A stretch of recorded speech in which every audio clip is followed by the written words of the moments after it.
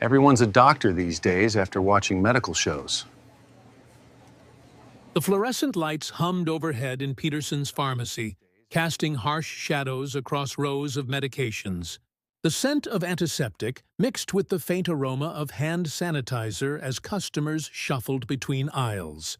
Behind the elevated prescription counter, pharmacist Richard Coleman adjusted his white coat with practiced authority, his nameplate gleaming under the lights.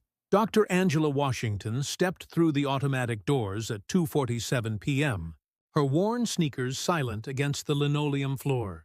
She moved purposefully toward the prescription counter, clutching a small paper bag containing her elderly mother's heart medications. The afternoon rush had died down, leaving only the soft beeping of scanners and muted conversations. No one looked twice at the woman in faded scrubs and a tired expression. Her hospital ID badge was turned backward, revealing only a generic lanyard. To the staff and customers, she was invisible, just another healthcare worker picking up prescriptions during a break. But when Coleman glanced at the prescription bottles she placed on the counter, his demeanor shifted. His eyes narrowed as he read the labels. Carvedilol, 25 mg, lisinopril, 20 mg, atorvastatin, 80 mg, a complex cardiac regimen that made him pause. "These are some serious medications," Coleman said, his voice carrying an edge of suspicion.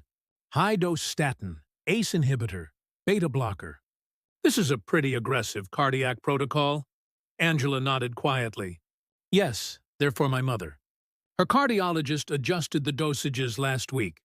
Coleman picked up each bottle, examining them with exaggerated scrutiny.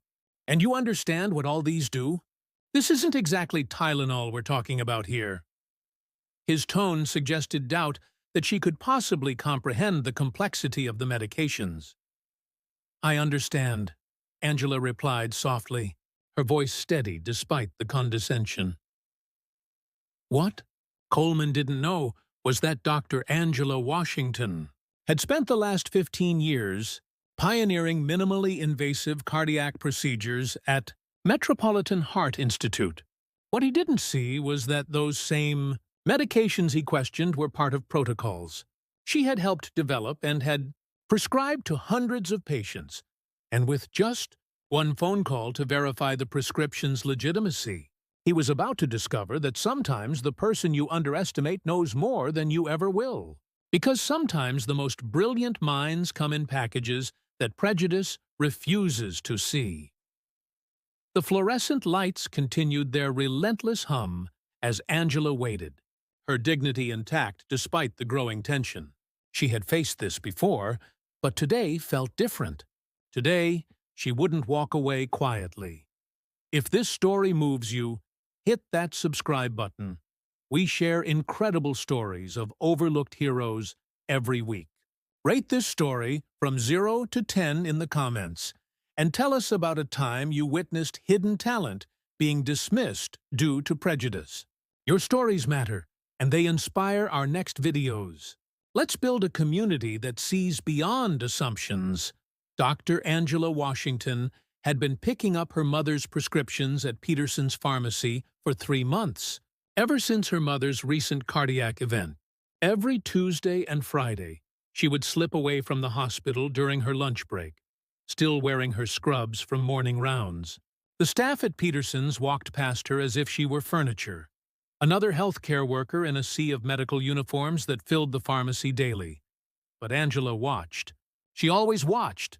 She noticed how Coleman treated different customers, the deference he showed to well-dressed, elderly white patients, the extra time he spent explaining medications to suburban mothers, the casual dismissiveness toward anyone who didn't fit his narrow definition of educated. The irony wasn't lost on her. Just that morning, she had completed a groundbreaking procedure, a transcatheter aortic valve replacement on a 78-year-old patient everyone else had deemed inoperable. The surgery had taken 4 hours, requiring the kind of precision and knowledge that made her one of only 12 cardiologists in the country certified in the technique. On that Tuesday afternoon, Angela heard something that made her stomach clench with familiar tension.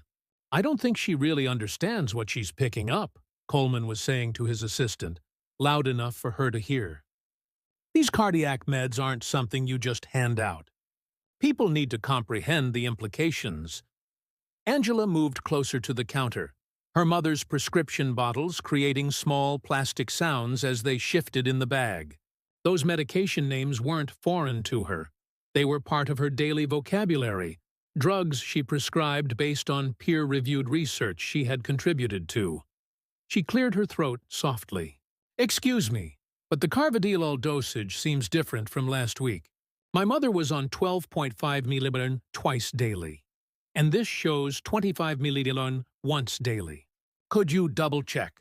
Coleman looked up from his computer screen, his expression shifting to poorly concealed irritation. "Ma'am, I need to verify this prescription anyway. The medication combination here is unusual. Are you sure your mother's doctor actually prescribed all of these together?" The question hung in the air like an accusation. Angela felt the familiar burn of assumption, the weight of having to prove her right to exist in spaces where her expertise was questioned before it was acknowledged. "I'm quite sure," she replied, her voice remaining steady. "The combination is standard post-MI therapy with lipid management." Coleman's eyebrows raised mockingly. "Post-MI therapy? You mean heart attack?" He turned to his assistant with a knowing look. Everyone's a doctor these days after watching medical shows. Without thinking, Angela spoke the words that would change everything. "Actually, it's an evidence-based protocol following STEMI presentation with concurrent hyperlipidemia, likely requiring staged intervention based on her ejection fraction recovery." Dead silence. 3 pairs of eyes, Coleman, his assistant, and an elderly customer waiting nearby, turned to stare at her. The technical language had rolled off her tongue with the casual precision of someone who used those terms dozens of times each day. Coleman's mouth opened slightly, then closed.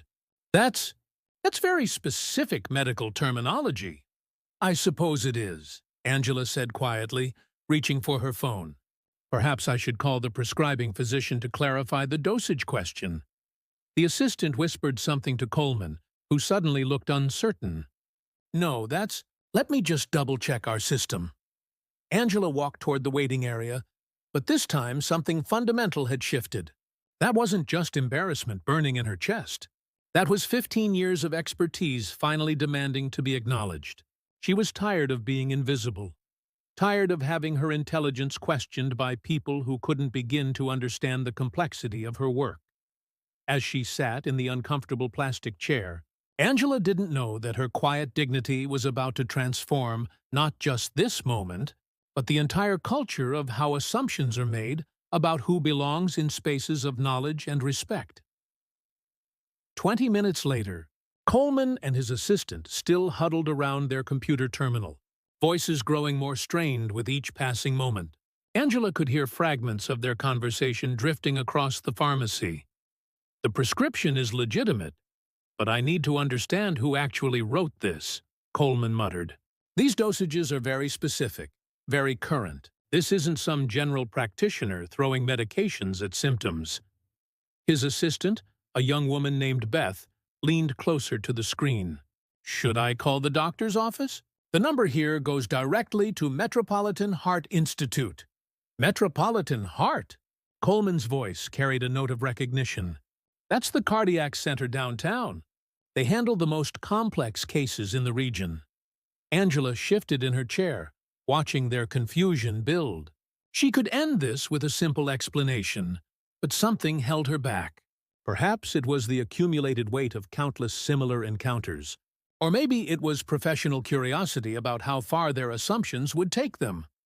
Coleman approached her again, this time with forced professionalism. "Ma'am, I need to ask you a few more questions about these prescriptions. The medications your mother is on represent a very advanced cardiac regimen. I need to ensure there's no mistake." "I understand your concern," Angela replied evenly. "Patient safety is important." "Right, exactly. So you said she had a heart attack? When was this?" 3 months ago.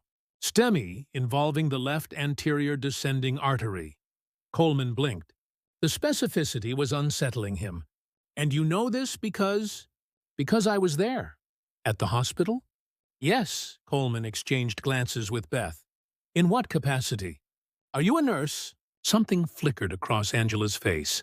Not anger, but a quiet recognition of a crossroads. She could answer simply, deflect, make this easier for everyone. Instead, she chose truth. "I was there in a professional capacity," she said, her voice remaining calm but gaining strength. "The attending cardiologist consulted with me throughout her care." "Consulted with you about what?" "About her treatment options, about whether she was a candidate for intervention, about post-procedural medication management." The silence stretched longer this time. Coleman's professional mask was slipping, revealing confusion and the first hint of something that might have been concern. "I think there might be some misunderstanding here," he said carefully. "These medications require very specialized knowledge to manage properly. The interactions, the timing, the dosage adjustments based on cardiac function. The carvedilol needs to be titrated based on her ejection fraction recovery," Angela continued, her medical vocabulary flowing naturally. "Her last echo showed improvement from 35% to 42%, which is why Dr. Martinez likely increased the dose. The lisinopril should be monitored with her creatinine levels, and the high-dose atorvastatin is appropriate given her LDL was 180 at admission." Coleman stared at her. "Those weren't terms you learned from Google searches or medical TV shows. That was the language of someone who understood cardiac physiology at a level that made him, with his pharmacy doctorate, feel suddenly inadequate." "How do you know Dr. Martinez?" he asked, his voice now uncertain. "I know Dr. Martinez because we work together," Angela said simply. "You work at Metropolitan Heart Institute?" "I do." "In what capacity?" Angela looked at him for a long moment, then reached into her pocket and pulled out her hospital ID badge, turning it around. The photo showed the same tired face, but the title beneath her name made Coleman's face go pale. "Dr. Angela Washington, M.D., Chief of Interventional Cardiology." Beth gasped audibly. Coleman stood frozen, staring at the ID badge as if it might be a mirage. "Dr. Martinez consulted with you because—" Coleman's voice trailed off as reality crashed over. "Him, because I'm the one who performed my mother's cardiac catheterization and stent placement," Angela said quietly. "And because I'm the physician who designed the post-procedural protocol you're questioning." The pharmacy seemed to hold its breath. In that moment, Coleman realized he hadn't just questioned a customer's understanding of medication. He had interrogated one of the region's leading cardiac specialists about protocols she had helped create. In the silence of her mother's small apartment that evening, Angela sat with her medical school diploma, the frame slightly cracked from years of moving between homes. The gold lettering still gleamed, Harvard Medical School, followed by Doctor of Medicine, magna cum laude. Beside it lay her board certifications, fellowship completion certificates, and research awards that few people ever saw. The pages of her curriculum vitae told a story of excellence that started long before medical school. Valedictorian at Howard University, MCAT scores in the 99th percentile, research published in the Journal of the American College of Cardiology while still a resident. But what the achievements couldn't capture was the price she had paid for each milestone. Back then, cardiology was her language, her passion, her identity. She spoke fluently of ejection fractions and cardiac catheterizations, of clinical trials and surgical innovations. Every case was a puzzle to solve, every patient a life to save. She had been on track for department chair at Johns Hopkins when everything changed. The call came at 2:17 a.m. during her fellowship. "Angela, it's your father."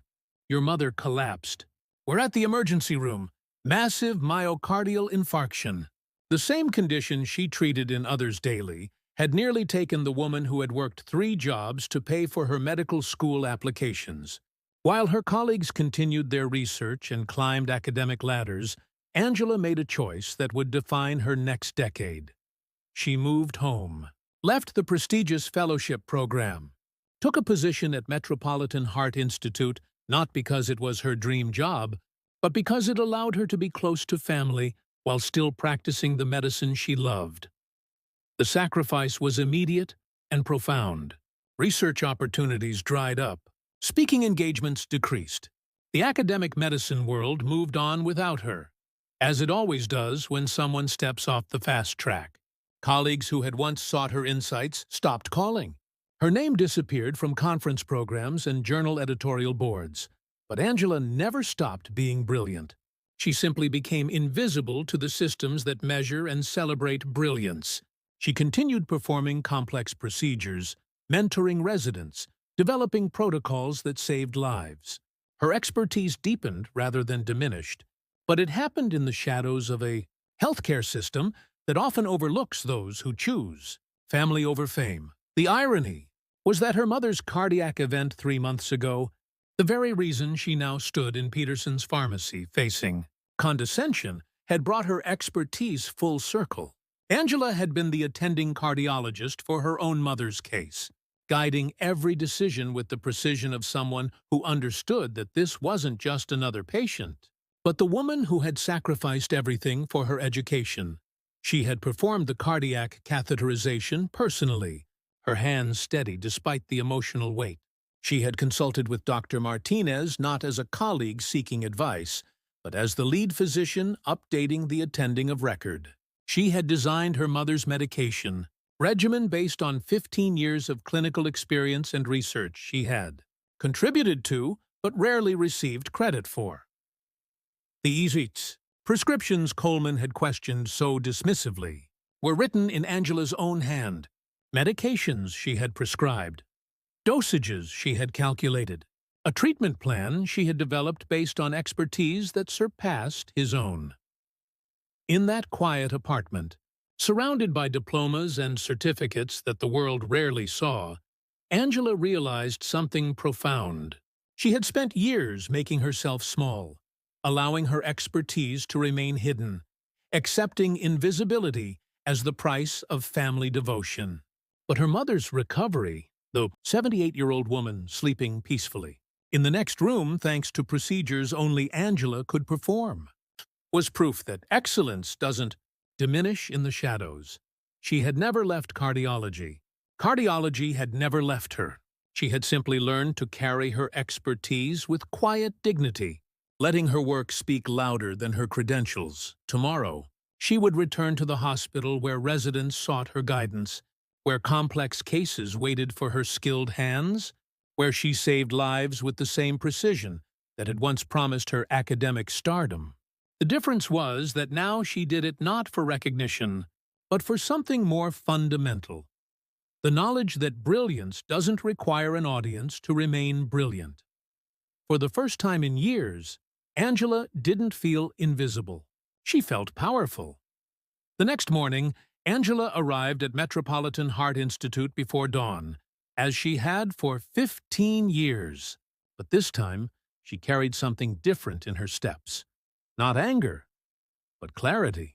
The parking garage was still empty except for a few early shift nurses and the distant hum of ambulances at the emergency entrance. She entered through the staff entrance, her ID badge beeping with the familiar sound of belonging. The corridors were quiet, lit only by the soft glow of emergency lighting and the occasional beep of monitoring equipment from patient rooms. Angela had always loved this time of day, when the hospital felt like a sanctuary of healing rather than the chaos it would become by 8 a.m. In her office, she pulled out a yellow legal pad and began writing. Not notes for a medical procedure or research protocol, but a detailed incident report about her experience at Peterson's pharmacy. Every condescending comment, every assumption, every moment where her expertise had been questioned not because of her knowledge, but because of prejudice. When she finished, Angela looked at the words on the page. They represented more than just one incident. They captured years of being underestimated, overlooked, and dismissed despite her qualifications. But they also represented something else, a decision to no longer remain invisible. She walked to her computer and began typing. The email was addressed to Dr. Patricia Mills, Chief of Staff, with copies to the hospital's Diversity and Inclusion Committee, Patient Advocacy Department, and Pharmacy Services Director. "Dear Dr. Mills," she began, "I am writing to document a concerning incident involving professional discrimination that occurred yesterday at Peterson's Pharmacy, one of our hospital's preferred prescription providers. As Chief of Interventional Cardiology, I believe this incident raises serious questions about how our patients and staff are treated in healthcare settings throughout our community." Angela detailed every moment of the encounter, using the same precision she applied to surgical reports. She described Coleman's assumptions, his condescending tone, and the way he had questioned her understanding of medications she prescribed daily. She explained how the incident reflected broader patterns of discrimination that affected not just healthcare providers, but patients who might face similar treatment. She concluded, "While this incident personally affected me, my greater concern is for our patients, particularly those from underrepresented communities, who may face similar discrimination when accessing their prescribed medications. I believe this warrants institutional attention and action." The email was sent at 6:23 a.m. By 6:45, her phone began ringing. "Angela, it's Patricia. I just read your email. Can you come to my office immediately?" Within an hour, Angela sat across from not just Dr. Mills, but also the hospital's legal counsel, the patient advocacy director, and Dr. James Harrison, the medical director. The room was tense with the weight of institutional liability and genuine concern. "Dr. Washington," Dr. Mills began, "first, I want to apologize that you experienced this treatment. It's unacceptable, and it reflects poorly on any organization that claims to serve our diverse community." Dr. Harrison leaned forward. "We've had concerns about Peterson's Pharmacy before. Patient complaints about long wait times, insurance hassles, but nothing quite like this. This raises questions about whether they should remain a preferred provider." Angela nodded thoughtfully. "My concern isn't just about my personal experience. It's about systematic bias that affects patient care. How many other qualified professionals, nurses, physicians, medical technicians, face similar treatment? How many patients receive substandard service because of assumptions about their education or ability to understand their medications?" The legal counsel took notes as Angela spoke, recognizing the broader implications. This wasn't just about one pharmacist's prejudice. It was about institutional relationships and the hospital's responsibility to ensure equitable care for all patients. "What do you recommend?" Dr. Mills asked. Angela had thought about this carefully. "I think we need to evaluate all our pharmacy partnerships through an equity lens. We need standards that ensure our patients, regardless of their background, receive respectful professional service. And we need consequences when those standards aren't met." By noon, the hospital had launched a formal review of Peterson's Pharmacy's practices. Patient complaints were being analyzed, staff experiences documented, and a clear message was being sent throughout the healthcare network. Discrimination would not be tolerated, and partnerships would be evaluated based on equitable treatment of all patients and providers. Angela returned to her office to find 17 messages from colleagues, medical residents, and administrators. Word was spreading quickly through the hospital's informal networks. The quiet cardiologist who rarely spoke about herself had found her voice, and people were listening. 3 days later, Coleman's phone rang at Peterson's Pharmacy. The caller ID showed Metropolitan Heart Institute's main number, but the voice on the other end belonged to someone he had never expected to hear from again. "Mr. Coleman, this is Dr. Angela Washington from Metropolitan Heart Institute. I believe we met earlier this week." Coleman's hand tightened on the receiver. Since Tuesday's incident, He had been unable to shake the memory of his assumptions crashing against reality. He had looked up Dr. Washington online, finding research papers, medical conference presentations, and patient testimonials that painted a picture of expertise he had never imagined. Dr. Washington, yes, we did meet. I want to apologize for any— Mr. Coleman, Angela interrupted gently. I'm not calling for an apology. I'm calling because I think we need to have a conversation. Would you be available to meet with me and some colleagues from the hospital this afternoon? The meeting was arranged for 4 p.m. in a conference room at Metropolitan Heart Institute. Coleman arrived 10 minutes early, his usual confidence replaced by nervous uncertainty. He had brought his pharmacy manager, Sarah Mitchell, who had insisted on accompanying him after learning about the incident. When Angela entered the conference room, she was accompanied by Dr. Patricia Mills, Dr. James Harrison, and Patricia Brooks, the hospital's patient advocacy director. The contrast was striking. Where Angela had appeared invisible in his pharmacy just days before, she now commanded the room with quiet authority. "Thank you for coming," Angela began, settling into her chair with the same composed dignity she had maintained throughout their previous encounter. "I want to be clear about why we're here. This isn't about punishment or blame. This is about understanding and improvement." She placed a folder on the table, opening it to reveal her credentials, research publications, and patient outcome statistics. "Mr. Coleman, when we met on Tuesday, you questioned my understanding of cardiac medications. I think it's important that you know who you were questioning." Coleman stared at the documents spread before him. Publications in prestigious journals, speaking engagements at international conferences, surgical outcome data that ranked among the best in the region.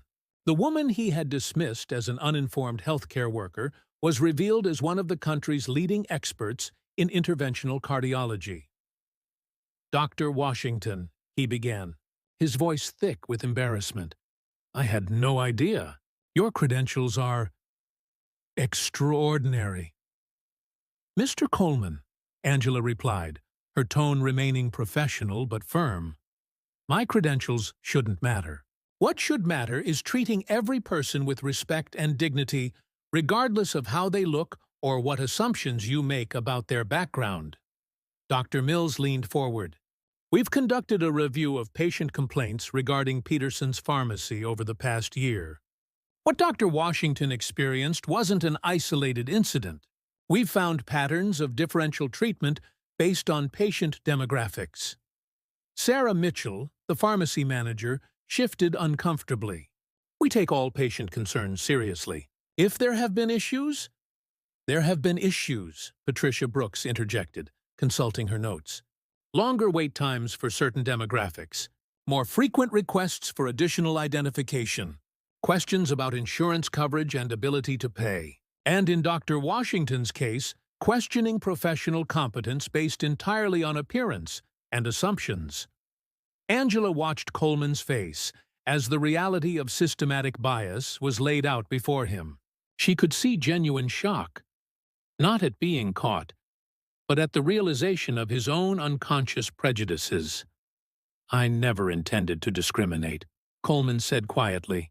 "I thought I was being thorough, protecting patients from medication errors." "Mr. Coleman," Angela replied, "intention and impact are different things. You may not have intended to discriminate, but the impact of your actions was discriminatory nonetheless. The question now is what we do about it." Dr. Harrison opened another folder. "Metropolitan Heart Institute is prepared to terminate our preferred provider relationship with Peterson's Pharmacy unless significant changes are implemented immediately." The room fell silent. Coleman understood that this moment would define not just his professional reputation, but the future of his pharmacy's relationship with the region's largest medical center. "What changes?" he asked, his voice barely above a whisper. Angela leaned forward, her expression shifting from confrontational to collaborative. "That depends on whether you're genuinely committed to change, or whether you're simply trying to save a business relationship. In that quiet conference room, surrounded by the evidence of his unconscious bias, Coleman realized he was facing the most important conversation of his career. 2 weeks later, Angela walked into Peterson's pharmacy during her usual Tuesday lunch break. The familiar scent of antiseptic and hand sanitizer remained, but something fundamental had changed in the atmosphere. The fluorescent lights seemed less harsh, the space somehow more welcoming. Behind the prescription counter, Coleman looked up as she approached. Their eyes met for a moment before he spoke, his voice carrying none of the condescension from their previous encounter. "Dr. Washington, good afternoon. How can I help you today?" "I'm here for my mother's refill," Angela replied, placing the empty bottles on the counter with the same quiet dignity she had always maintained. Coleman processed the prescription with careful attention, double-checking dosages not out of suspicion, but out of professional thoroughness. Her cardiologist adjusted the carvedilol again. "I see. The gradual titration approach is working well?" Angela nodded, noting the appropriate medical language and respectful tone. "Her ejection fraction has improved to 48%. Dr. Martinez is pleased with her progress." "That's excellent news," Coleman replied genuinely. "Heart failure recovery at her age is remarkable. She's fortunate to have such excellent cardiac care." The conversation continued for several more minutes, professional to professional, with the mutual respect that should have characterized their first encounter. Other customers waited patiently, witnessing an interaction based on competence and courtesy rather than assumptions and prejudice. But the real transformation extended far beyond their personal exchanges. In the 2 weeks following their hospital meeting, Peterson's pharmacy had undergone systematic changes that affected every aspect of patient care. New staff training protocols had been implemented, focusing on unconscious bias awareness and equitable patient treatment. Wait times were now tracked and monitored for demographic disparities. Customer service standards had been established with clear consequences for discriminatory behavior. Most importantly, Coleman had enrolled in continuing education courses on cultural competency and inclusive healthcare practices. The changes weren't just cosmetic. Angela had observed them during her visits, noting how staff interactions had improved across all patient demographics. Elderly patients received more patient explanations of their medications. Young mothers weren't subjected to judgmental comments about their prescription needs. Healthcare workers from all backgrounds were treated with professional respect. Dr. Mills had visited personally the week before, conducting an unannounced evaluation of the pharmacy's new practices. Her report, circulated to the hospital's leadership team, documented significant improvements in patient satisfaction and service quality.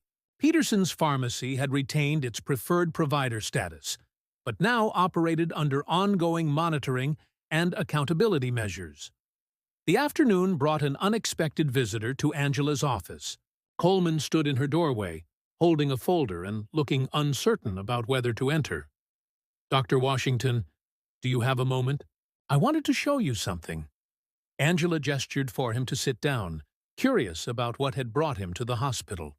Coleman opened his folder, revealing enrollment documents for a graduate program in health equity and social justice at the local university. "I've decided to pursue additional education," he said, his voice carrying a humility that hadn't existed before. "What happened between us made me realize how much I don't understand about unconscious bias and its impact on patient care. I want to do better." Angela examined the course descriptions. Racial disparities in healthcare access, cultural competency in clinical practice, leadership in health equity. These weren't superficial diversity workshops, but serious academic study of systemic healthcare inequities. "This represents a significant commitment," Angela observed. "Graduate study while managing a pharmacy will be challenging." "Dr. Washington, what you taught me is worth any amount of effort. I realize that being a good pharmacist isn't just about understanding medications. It's about understanding people. I failed at that, and I want to ensure I never fail again." Angela felt something she hadn't expected. respect for Coleman's genuine commitment to change. Not everyone who faces their unconscious bias responds with such concrete action. Mr. Coleman, this kind of education will benefit not just your patients, but the entire healthcare community. If you're serious about this path, you'll have my support. As Coleman left her office, Angela reflected on the unexpected turn their story had taken.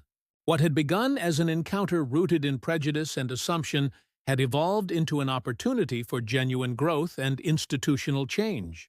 The pharmacy that had once questioned her expertise now operated under principles of equity and respect. The pharmacist who had dismissed her knowledge now sought education to better serve all patients. Sometimes the most powerful victories aren't about proving others wrong, but about inspiring them to become better. 6 months later, Angela still picked up her mother's prescriptions every Tuesday and Friday. But now she walked into Peterson's pharmacy as herself, Dr. Angela Washington, Chief of Interventional Cardiology, daughter, an advocate for equitable health care. The staff greeted her warmly, not because she had gained visibility, but because the culture of the pharmacy had fundamentally changed. Every morning, she continued her early rounds at Metropolitan Heart Institute while maintaining her quiet dignity and commitment to excellence. But now young residents and medical students actively sought her guidance, not just for her technical expertise, but for her wisdom about navigating healthcare as an underrepresented professional. Dr. Washington, a first-year cardiology fellow, asked her one Tuesday morning, "How do you maintain your composure when people underestimate you?" Angela paused in reviewing patient charts, remembering her own journey from invisibility to recognition. You remember that your expertise isn't diminished by other people's inability to recognize it. You let your work speak for itself, but you also speak up when silence enables injustice. Her story had spread throughout the medical community, not as gossip, but as inspiration. Other healthcare professionals began sharing their own experiences of being underestimated, creating conversations about bias that led to institutional changes across multiple hospitals and clinics. Coleman completed his graduate program in health equity, writing his thesis on unconscious bias in pharmacy practice. He became a regular speaker at professional conferences, sharing his transformation story and advocating for bias training in pharmacy education. Peterson's pharmacy became a model for equitable patient care, regularly hosting visits from other healthcare organizations seeking to improve their own practices. Her mother's cardiac recovery continued to exceed expectations, her medications managed with the precision that only Angela's expertise could provide. Every pill bottle served as a reminder that brilliance comes in many forms, and that assumptions about who possesses knowledge often reveal more about the observer than the observed. Angela's story reminds us that the most powerful people are often the ones nobody sees coming. Hidden expertise surrounds us daily. In the quiet nurse who understands complex pharmacology, in the healthcare aide who notices critical patient changes, in the professionals whose contributions are minimized by prejudice and assumption. What hidden talents are being overlooked in your own workplace? What assumptions are you making about the people around you? Sometimes the person you underestimate today might be the expert you need tomorrow. The most profound transformations begin with the courage to see beyond appearances and the wisdom to recognize that excellence doesn't announce itself, it simply exists, waiting to be acknowledged.